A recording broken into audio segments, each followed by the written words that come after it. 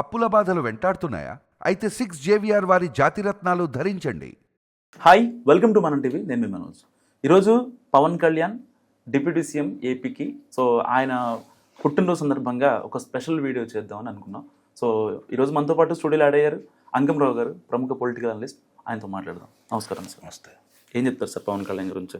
అంటే ఎవరు మాట్లాడినా సరే ఆయన్ని పొగుడుతున్నారు, లేకపోతే ఆయన్ని తిడుతున్నారు.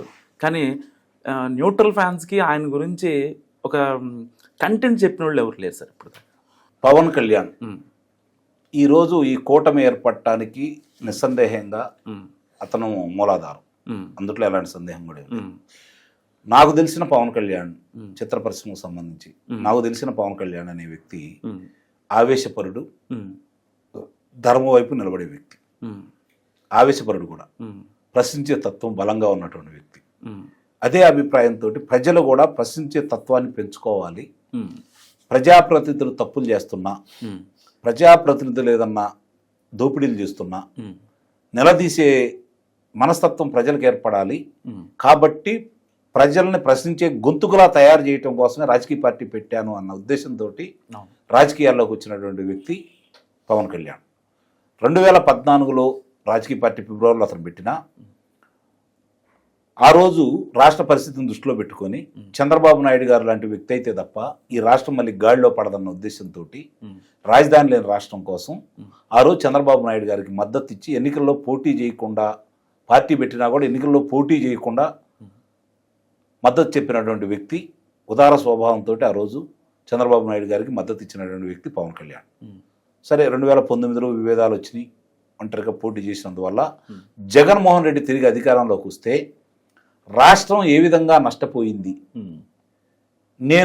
నేను నా రాష్ట్రం, నా ప్రజలు బాగుండాలి, ప్రశ్నించే తత్వంతో వాళ్ళు ఉండాలి అని నేను కోరుకున్న దానికి, నేను రాజకీయం కోసం నేను నిలబడినందువల్ల, మేము విడిపోయినందువల్ల, ఈరోజు జగన్మోహన్ రెడ్డి అధికారంలో వచ్చినందువల్ల రాష్ట్రం ఏ విధంగా అయింది అని చెప్పని ఈరోజు ప్రజల యొక్క ఇబ్బందులన్నీ ప్రత్యక్షంగా చూసిన వ్యక్తిగా అతను ఒక నిర్ణయానికి వచ్చాడు. దాంతోపాటు ప్రతిపక్ష నేతలనే అతను చేస్తున్నటువంటి దురాగతం కావచ్చు, అర్ధరాత్రి పూట ఇళ్ల మీదకి వెళ్ళేసి తలుపులు బద్దలు కొట్టేసి వాళ్ళని అదుపులో తీసుకున్న విధానం కావచ్చు, ఎలాంటి ఆధారాలు లేకుండా కక్షపూరితంగా వాళ్ళ మీద చర్యలు తీసుకున్న విధానం కావచ్చు, న్యాయస్థానాల్లో నిలబడిన విధానం కావచ్చు, చివరికి చంద్రబాబు నాయుడు గారిని కూడా అదుపులో తీసుకున్న విధానం కావచ్చు, తర్వాత తన్ని విశాఖపట్నంలో బయటికి రానియకుండా నిర్బంధించిన విధానం కావచ్చు, బయటకు వచ్చి అభివాదం చేస్తానంటే అక్కడ ఉన్నటువంటి ఎస్పీ కావచ్చు, డిఎస్పీ కావచ్చు, దానికి కూడా అనుమతి ఇవ్వని విధానం కావచ్చు, చంద్రబాబు నాయుడు గారిని అరెస్ట్ చేస్తే పలకరించడానికి వస్తుంటే కోదాడ దాటిన తర్వాత ఆంధ్ర రాష్ట్ర బోర్డర్కి వచ్చిన తర్వాత అతన్ని ఏ విధంగా నడిబాదాట్లో కూర్చోబెట్టిన విధానం కావచ్చు, ఇవన్నీ చూసిన తర్వాత ఇలా గనక మనం చేస్తే మళ్ళీ జగన్మోహన్ రెడ్డి అనే వ్యక్తి వస్తే ఈ రాష్ట్రంలో ఉంది అని చెప్పుకోవడం తప్ప ప్రజలు ఉండరు అనే భావనకు వచ్చినటువంటి పవన్ కళ్యాణ్ గారు, లేదు ఎట్టి పరిస్థితుల్లో కూడా ఇతను ఓడించాలి అంటే కలిసే ప్రయాణం చెయ్యాలి అని చెప్పని అటు చంద్రబాబు నాయుడు గారిని, అటు భారతీయ జనతా పార్టీ గారిని ఒప్పించి మెప్పించి ఈరోజు కూటమికి ఈ యొక్క అఖండ విజయం చేకూర్చే విషయంలో వీళ్ళ ముగ్గురు ఐక్యత కూడా కలిసి వచ్చిందని అయితే నేను నిస్సందేహంగా చెప్పగలను. సహజంగానే ఆవేశపడు అనుకున్నారు, ఎన్నాళ్ళు ఉంటుంది ఈ మైత్రి బంధం అనుకున్నారు.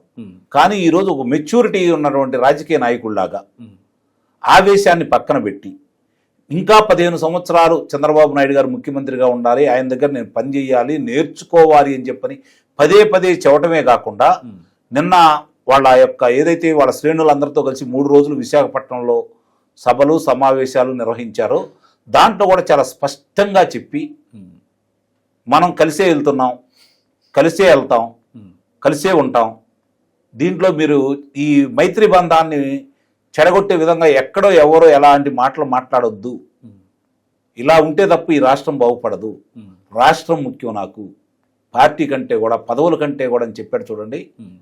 నిస్సందేహంగా కూడా అతని యొక్క పరిణితిని ఈరోజు అభినందించాలి.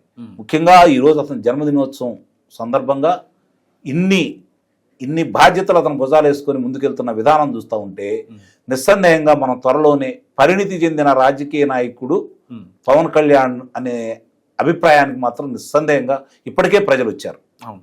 రెండోది, ఆ రోజు చంద్రబాబు నాయుడు గారి గురించి అంటే ఆ రోజు అందరూ కలిసి యువగళం ముగింపు సందర్భంగా ఏర్పాటు చేసిన కార్యక్రమంలో చంద్రబాబు నాయుడు గారి గురించి ఆయన మాట్లాడిన మాటలు ఈ రోజు కూడా తెలుగుదేశం పార్టీ అభిమానులు అందరి మనసులో కూడా బలంగా నాటుకున్నాయి. ఎందుకంటే క్లైమర్ మెనులు పెట్టి అతని వాహనాన్ని పేల్చేస్తే 27 అడుగుల ఎత్తు నుంచి కిందకు వస్తే బయటకు వచ్చి చొక్కా మడతేసి నా వాళ్ళు ఎలా ఉన్నారని చెప్పని అడిగారు. ఇది చంద్రబాబు నాయుడు గారి సత్తా అని చెప్పాడు చూడండి. అంతవరకు ఏ తెలుగుదేశం పార్టీ నాయకుడు కూడా దాన్ని ఉదాహరించాలి. ఆ ఒక్క మాటతోటి పవన్ కళ్యాణ్ అనే వ్యక్తి తెలుగుదేశం పార్టీ అభిమానుల మనసుల్లో కూడా బలంగా అడుగుపోయాడు. అందుకనే 21 స్థానాలు ఆయన పోటీ చేస్తే శాసనసభకి, 2 లోక్సభ స్థానాలకి ఆ పార్టీ పోటీ చేస్తే 100కు 100% ఈ ప్రజలు పవన్ కళ్యాణ్ గారు ముఖ్యం అనుకొని చెప్పని 21 స్థానాలు శాసనసభ, 2 లోక్సభ స్థానాలు కూడా గెలిపించారు ఇదే ప్రజలు. అంటే ఏ విధంగా ప్రజల మనసులో బలంగా వెళ్ళాడో మీరు ఆలోచించుకోవాలి. 100కు 100%. నాకు తెలిసి ఏ రాజకీయ పార్టీ కూడా ప్రపంచవ్యాప్తంగా 100కు 100% విజయం సాధించిన పార్టీ ఎక్కడా నాకైతే కనపడలేదు. తొలిసారి ఈరోజు ఆ విధంగా 100కు 100% విజయం సాధించినటువంటి పార్టీ అధినేత అయ్యుండి కూడా ఎక్కడా గర్వం కానీ వేరే వాళ్ళని అభిశంసన చేయటంలో కానీ ఎక్కడ కూడా తన నోరు జారటం కానీ లేకుండా చక్కగా ఉప ముఖ్యమంత్రి అనే ఆలోచన కూడా మర్చిపోయి పార్టీ కంటే కూడా రాష్ట్రం ముఖ్యం, ఈ మైత్రి బంధం ఇలానే కొనసాగటం ముఖ్యం అని చెప్పని మాకు ఏదన్నా విభేదాలు ఉన్నా కూడా మేము మాట్లాడుకొని చర్చించుకుంటామే తప్ప బయటకు ఆస్కారం ఇయ్యం, ఈ మైత్రి ఇలానే కొనసాగుతుంది అని చెప్పి శ్రేణులకి ముఖ్యమంత్రి అని చెప్పి శ్రేణులు కేరింతలేస్తూ ఉంటే మీరు ఆలోచన మర్చిపోండి. నేను ఇంకా చంద్రబాబు నాయుడు గారి దగ్గరే పనిచేయాలి, ఇంకా నేర్చుకోవాలని చెప్తున్నాడు చూడండి. ఆయన నిబద్ధతకి హ్యాట్స్ ఆఫ్. ఈరోజు ఆయన పుట్టినరోజు మళ్ళీ ఇట్లాంటి శతవసంతాలు పూర్తి చేసుకోవాలని, ఇదే విధంగా రాష్ట్ర ప్రజల కోసం, రాష్ట్రం కోసం ఆయన పరితపించే విధానాన్ని ఇదే కొనసాగిస్తూ భవిష్యత్తులో వాళ్ళ అభిమానుల ఆకాంక్షలు, ఆయన ఆకాంక్షలు కూడా పరిపూర్ణంగా నెరవేరాలని ఈ జన్మదినోత్సవ సందర్భంగా ఆయనకు శుభాకాంక్షలు తెలియజేస్తూ వాళ్ళ శ్రేణులందరూ కూడా ఆయన బాటలోనే నడుస్తున్నారు కాబట్టి, ఆయనే దిశానిర్దేశం చేస్తున్నాడు కాబట్టి నాయకులు కూడా చిన్న ఏదన్నా ఉన్నా కూడా మర్చిపోయి వాళ్ళు బలపడుతూ రాష్ట్రాన్ని బలపడే విధంగా కార్యక్రమాలు నిర్వహించే విధంగా శాసనసభ్యులు కావచ్చు, మిగిలిన వాళ్ళు కూడా చేసుకుంటూ ముందుకెళ్తారని అయితే నేను భావిస్తున్నాను. ఆ విషయంలో ఎక్కడ కూడా పవన్ కళ్యాణ్ అనే వ్యక్తి పొరపాటు చేయడని శ్రేణులు కావచ్చు, తెలుగుదేశం పార్టీ కావచ్చు, మిత్రపక్షాలకు సంబంధించిన భారతీయ జనతా పార్టీ వాళ్ళ మనసులో కూడా బలంగా గెలుచుకున్న వ్యక్తిగా నిస్సందేహంగా కూడా ఆయన ఇంకా పరిణితి చెంది తన శాఖలో ఇంకా పట్టు సాధించేసి మంచి కార్యక్రమాలు నిర్వహించేసి ప్రజల మన్నలు పొంది ఇంకా ఆయన యొక్క ఆయురారోగ్యాలతోటి ఉండాలని చెప్పి మనస్ఫూర్తిగా కోరుకుంటున్నాను. Thank you sir. సో ఇది అంకమ్మ గారి అనాలిసిస్. చూస్తూనే ఉండండి మనం టీవీ.